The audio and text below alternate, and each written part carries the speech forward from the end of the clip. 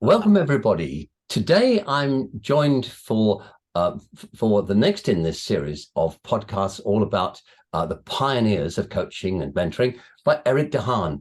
Erik and I have known each other for quite a long time, and I'll let Erik introduce himself a little bit more. But I think his department at Ashridge Business School has been one of the driving forces behind evidence-based coaching and mentoring. So, Erik, just say a couple of words about yourself, and then we'll get into the topic in depth. So great to be with you, David. And it's nice to have this excuse to catch up between the two of us. So we don't meet that often anymore since conferences are online, or so it's nice to be here. And about myself, I feel very privileged. I have two academic roles, one in Ashridge, which is an extremely practical school, where we actually do coaching with big amounts of accredited coaches, where I can lead the Center for Coaching and the MSc, the Masters, and then another much more academic job in a more traditional university, which is the VU University in Amsterdam, where again I'm the chair of a Center for Coaching as well, but it's much more around academic quantitative research and those things, which I also love. Brilliant. Thank you, Erik. So we're taking a retrospective look, and I've asked everybody the same question: how did coaching and mentoring take hold of you? What was it that drew you into this world? Well, that's a very personal question, David. I guess I always wanted to help my mother and couldn't really do it. She was struggling. In fact, I'm celebrating her life this month by running, for the one and only time in my life, I'm running a marathon in her memory. So I'm immediately thinking of her when you ask that question, and it's of course just one story. I strongly believe in multi-causality, or over determination. So if that didn't bring me to coaching, there would have been many other factors bringing me to coaching. But I have clear memories where I wanted to help, maybe make the peace or understand her. She had psychotic episodes, and I didn't find it very hard to understand all her associations and strange thought processes. And I think there is a direct line between my being completely baffled and confused in those early days and what I'm doing now. That's wonderful. So, I mean, everybody has a very different story to tell, and the emotional content of those stories is always, I've found, it's always great. Something that's always dragged us into it, but it Yes. dragged us willingly into this wonderful world. So, Erik, when you look back at the early days when you started to get involved with coaching and mentoring, and then the way that the whole field has developed, what are the big themes that you see? You mean general themes in the profession? How it's all developed, and in terms of what we understand it to be, and how and the application and so forth. So the sort of the big movements and themes. Well, if I go back to my early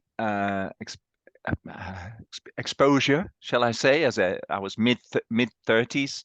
I would have to go back to 1995, where I was working in an OD, Organization Development Partnership, and some of the partners, senior consultants, they said, yeah, as part of this work, Erik, you also need to be able to do a series of one-to-one sessions occasionally, do some individual consultation as part of a larger project or something like that.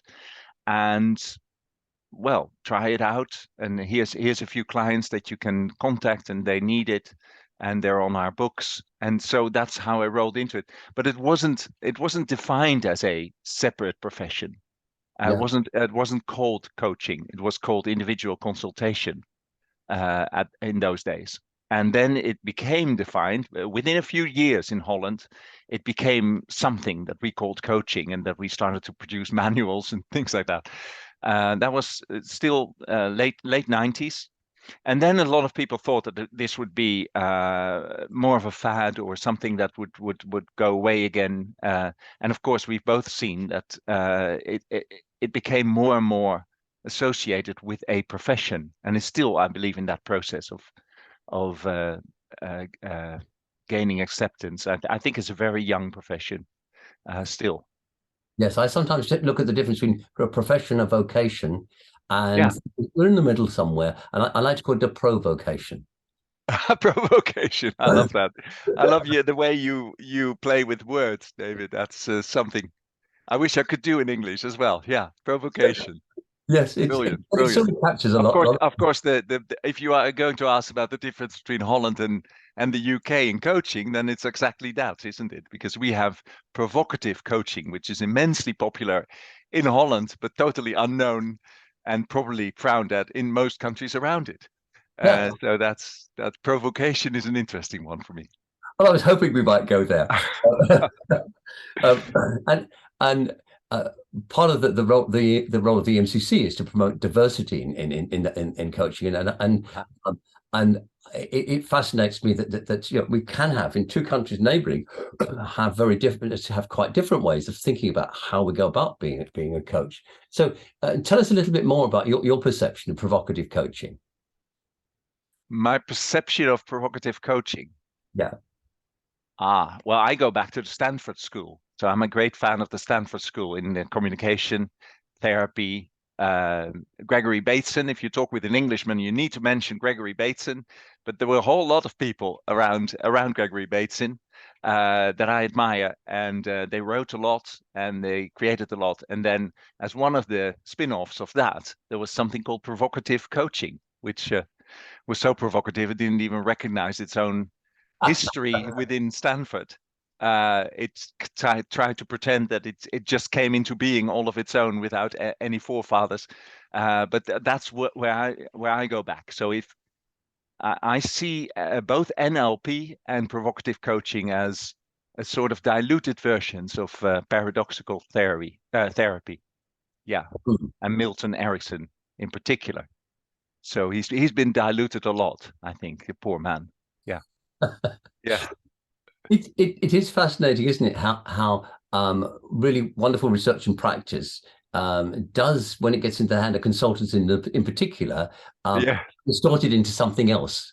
Almost homeopathic, I would say. Yes, Yes. dilute it till it disappears. Uh, Yes.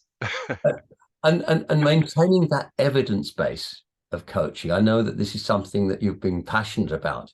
I am, yeah. And we struggle to hold the waters back, and yet that it's critical that that we do that. And so the role of academics such as yourself in clarifying what is what is evidence based. How do you? I mean, that's clearly been a big role for you. Yeah.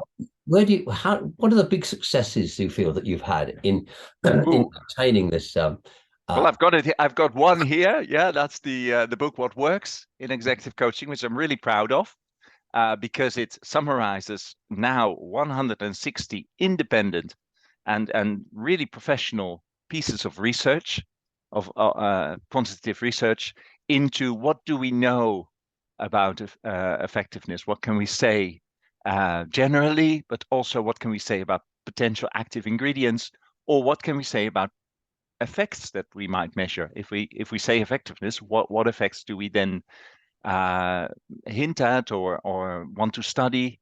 And so this book I'm proud of because it summarizes the whole field. And by the way, dedicated to our common friend,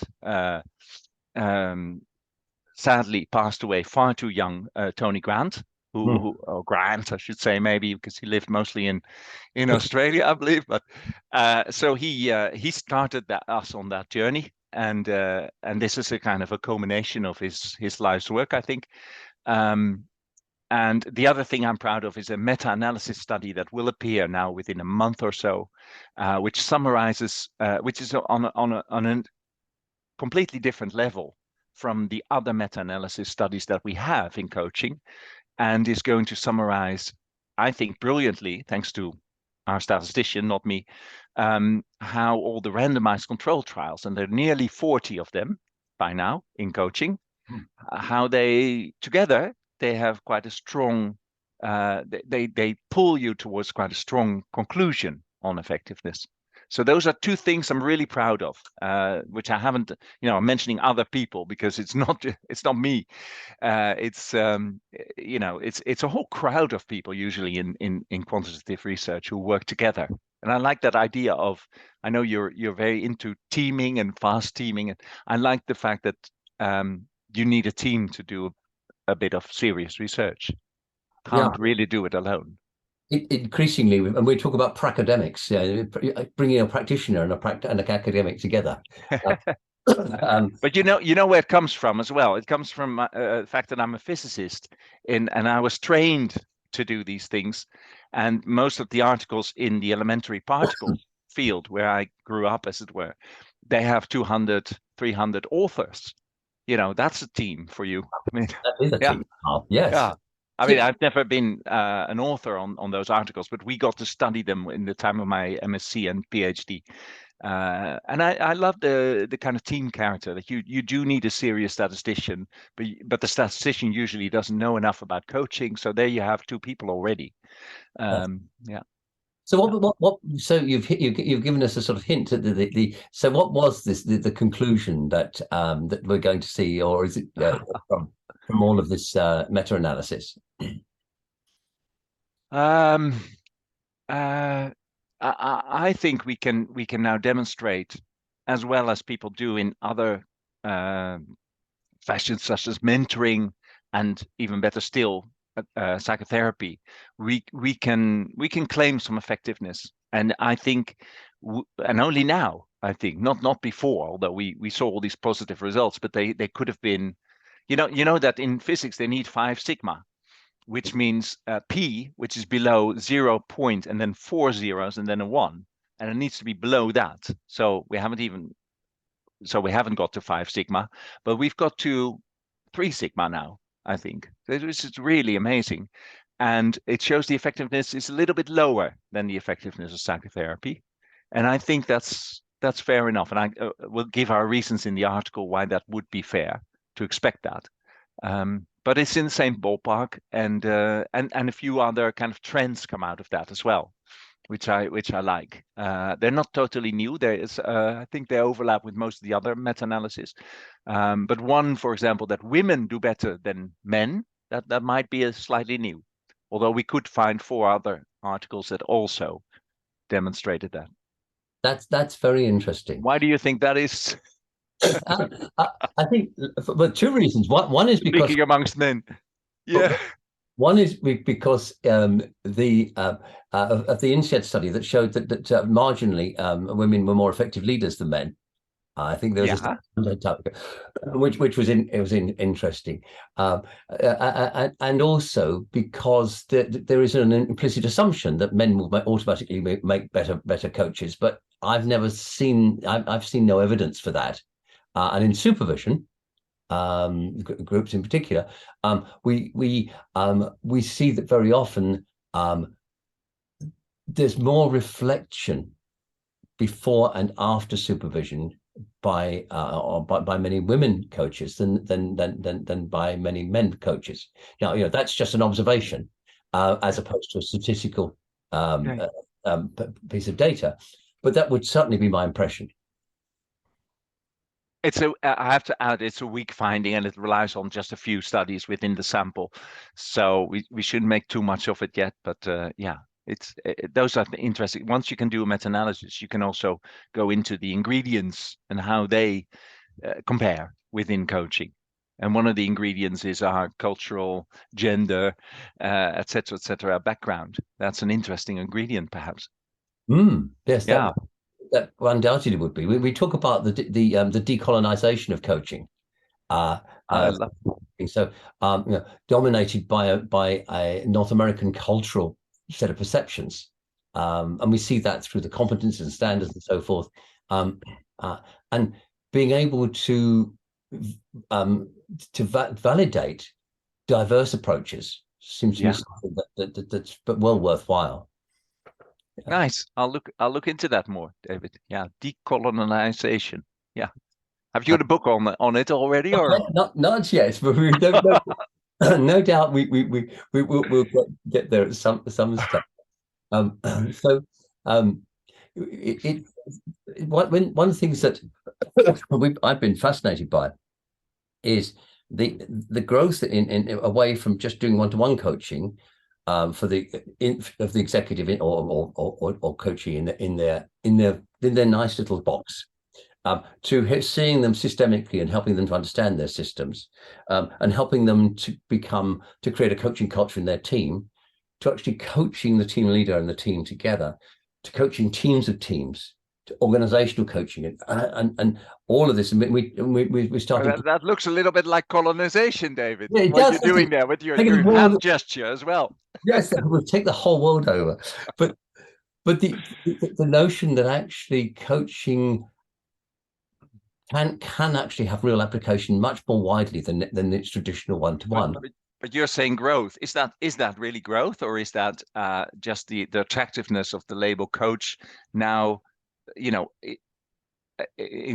implicating the whole profession of OD, which we used to have, which then That disappears and is called coaching. I think that's one of the great questions, and we don't have an answer to that yet. What we do see is a lot more team coaching happening, and that team coaching is different from team facilitation. Yes, but it's not different from the kind of things that we were doing in the 90s in this OD firm. Yeah, So it's yeah, could it's be circular as well, or spiraling at least, yeah, the um, progress. yeah. So how we label things, I think, changes the way that we see our Yeah, profession. Um, sure, sure. Yeah. So one of the things that I've always admired is the work that you did on critical incidents, and that's been a big part of your of your reputation building in my is my sense. Um, what was it that made you suddenly decide that this was something that really needed to be dug into? Yeah, I think it was more coincidental. It was more like something that happened um, purely by coincidence. Maybe I want to thank my colleague Yvonne Burger in Amsterdam, because I think it was her, I'm pretty sure it was her who suggested uh, for a course we were developing in the year 2000 for consultants to learn about their individual conversation, so to learn coaching skills for consultants.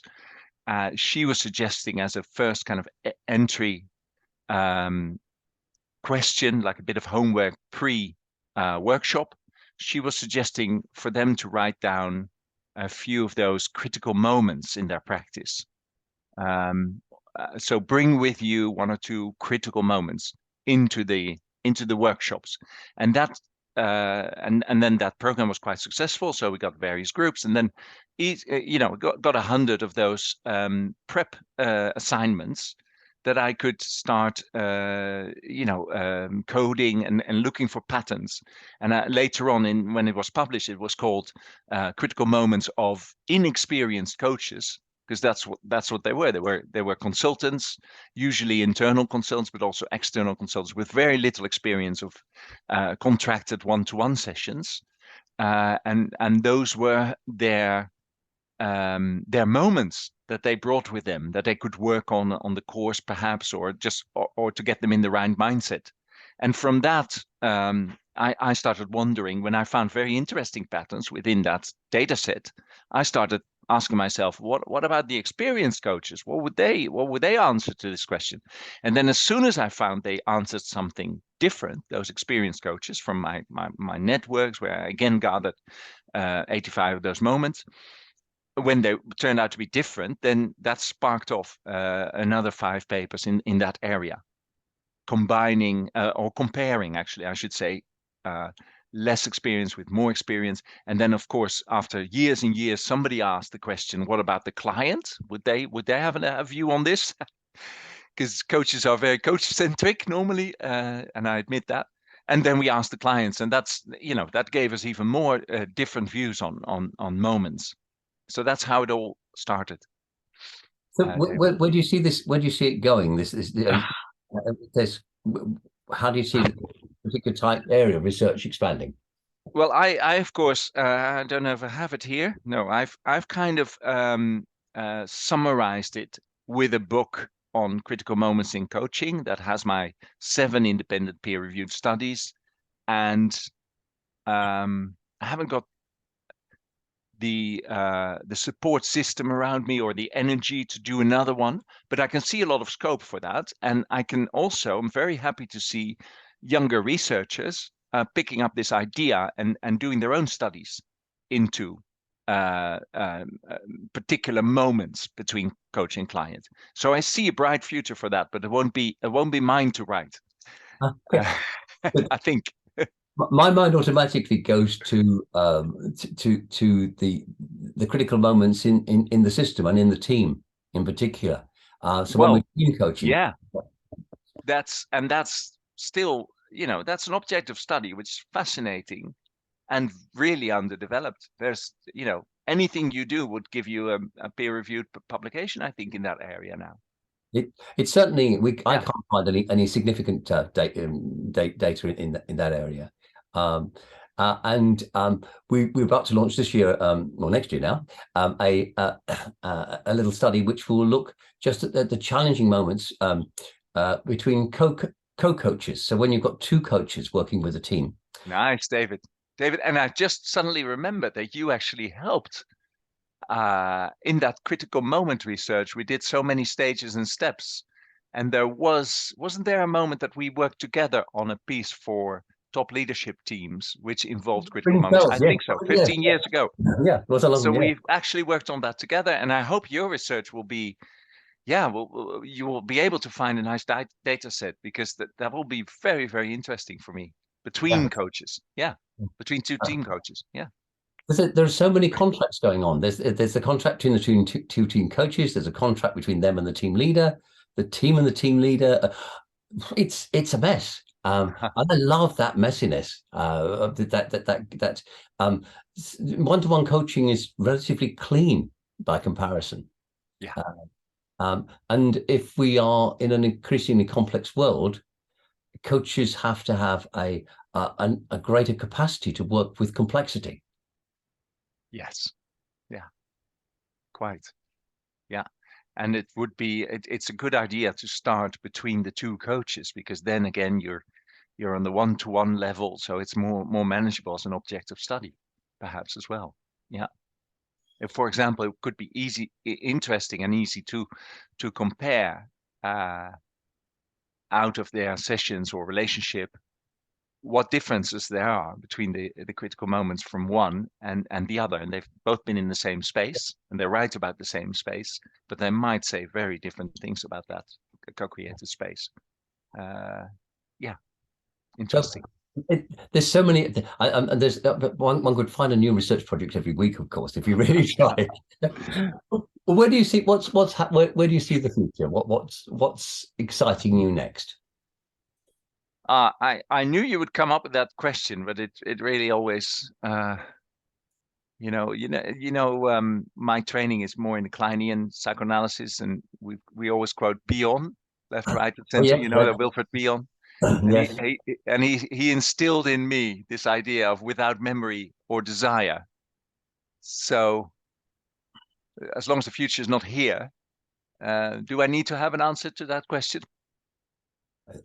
I don't need you to have an answer to the question.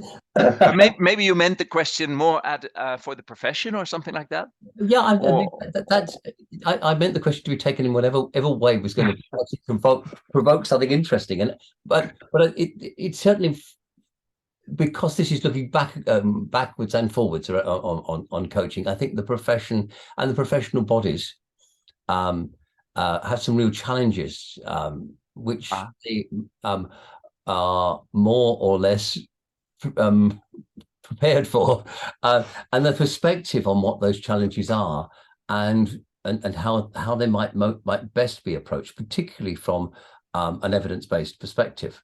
I'd value your thoughts on that. So, and could you name a few of those challenges to me? Well,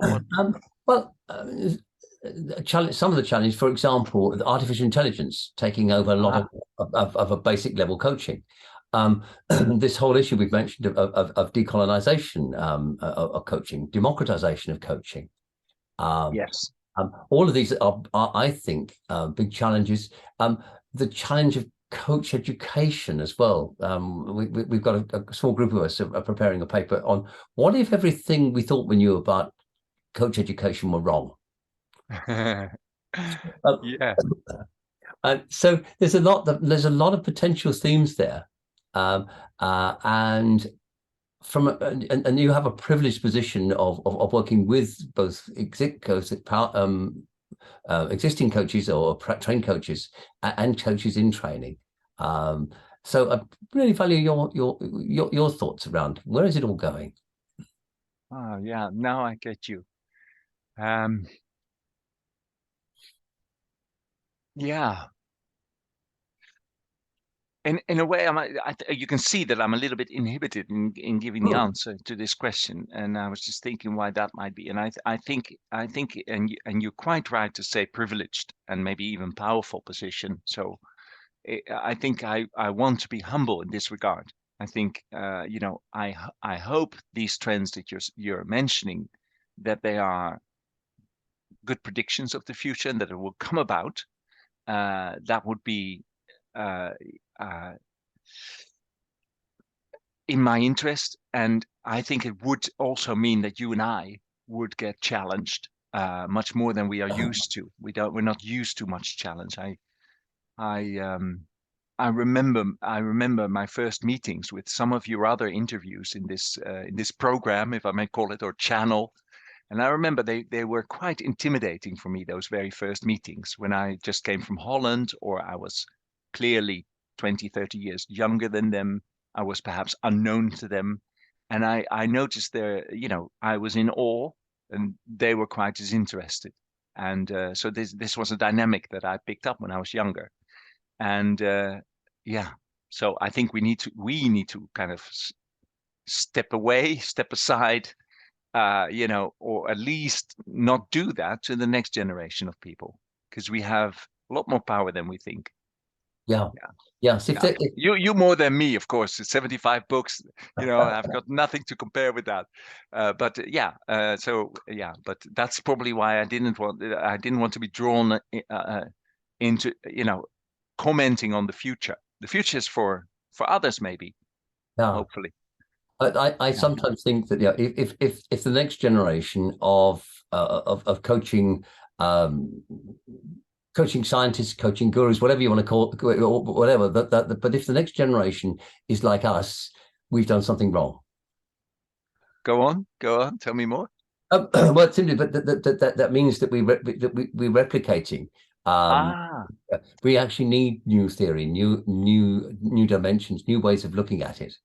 okay. But, Challenge. but can I challenge that? I mean, Yeah, was go. there any better coach than Socrates, Yes, true. as Yeah. depicted in the most wonderful, beautiful dialogues of Plato? So was there any improvement needed beyond that? What was needed is not to kill him off. That was needed, obviously. Yeah, but so 3,000, well, 2,500 years ago, we were already at a very evolved state. You can also Yeah. talk about democracy, and of course, it's the oppression of minorities and slaves was going on in the same place. But at the same time, they were also quite sophisticated. Or Seneca, people who also published, and there were many who published dialogues which are of a coaching nature. So do we have to be overtaken by somebody different? Well, if they do overtake us, I hope they are different from us, but similar to the past. Exactly. It's that difference in similarity. That's Yeah. the wonderful balance. Yes. And we don't lose the core of what we try and do, the essential, but sometimes bringing new dimensions to it and challenging what we say is, I think, a very valuable part of the growth of young coaches, or not so young coaches, because many of them, of course, Yeah. It's uh, often a second career, you mean? Yeah. Yeah, definitely. so Yeah. if I put that whole thing into into a different way, into a sort of coaching question, really. Yeah, what is it the coaching profession has to do to remain relevant in 2050?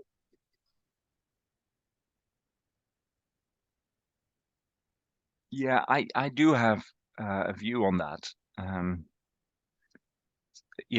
I've been very intrepid and bold this week because I wrote a piece on. I'm not even sure if I will kind of distribute it, but I did write a piece upon the invitation on Elon Musk, and so my straight answer would be: we need to get involved with the leadership shadow. We need to get involved with the crisis of consciousness. So all these crises around us that we're now thinking about, too late, but we're thinking about them. They are crises of consciousness, and therefore consciousness needs to be observed, questioned, challenged, etc. And that's what we can do, as long as we don't become a partisan. We don't become pro Twitter or anti Twitter or pro extinction or pro what is it? Sustainable energy or whatever.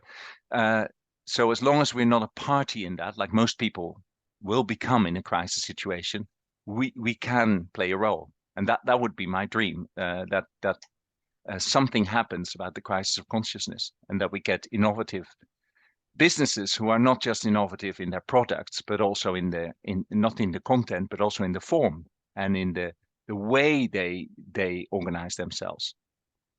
That's Yeah. that's beautiful. That's a wonderful sentiment. If I when I'm asked what exactly in one word what is coaching, I use on clarity. That all we do as coaches is help people achieve clarity. Yeah. That's Um, nice. and if when we achieve clarity in all of those situations, when people are clear, they know what to do. Lovely. Yeah. No, I like that, and that's what you did with me today. You allowed me very clear expression. I'm a bit stunned with what I've just said, but it's thanks to your questions and thanks to your way of helping me through this interview that I've made a few rather bold statements in this half hour. Yeah. Brilliant. Well, thank you for doing so. It's been a lot of fun. So, Erik, thank you so much. And I hope you enjoy being part of this series. Thank Yeah. you. And yeah, My great I pleasure, don't know David. how to end these things, but it really has been a pleasure. And I've learned a few things as we've gone Likewise. along as well. So thank Thank you you. very much, Erik. Thank you, David. Thank you so much.